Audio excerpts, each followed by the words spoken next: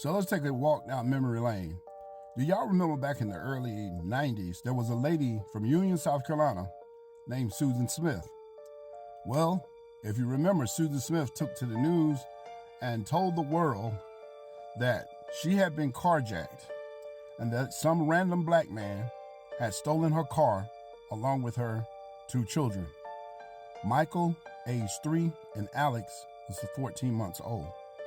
So while the whole world, every law enforcement agency in the country is looking for this mystery man, this mystery person that didn't exist, because later on, if not a week leading up into her confession, she finally told investigators what really happened.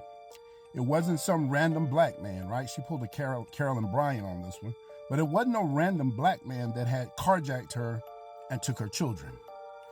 If you remember the story correctly, Susan Smith once again had took her two children, placed them in their car seats in the back of her car, and pushed it into a lake in Union, South Carolina.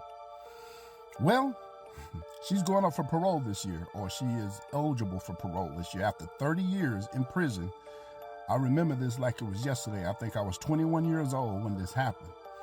Anyways, she goes up for parole this year, but I think she may have messed up her parole because she, I think, has sold her story or tried to sell her story or something like that. Anyway, they found evidence that she had been receiving money, I think, from a publishing company, where she's trying to actually sell her story of her crime. Now, well, of course, the state of South Carolina don't think that this ought to happen.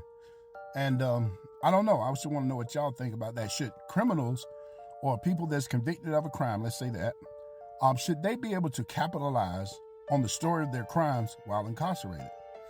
And then secondly, do you think 30 years that she should make, parole, seeing that she found it so easy to unalive her two babies?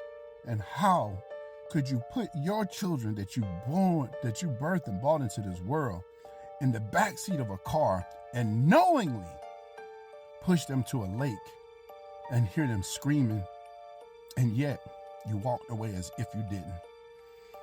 I say don't give her parole, but let me know what y'all think down in the comments. Should she get paroled this year? And definitely should she make money off the story of her crime? Bless up. Ryan out.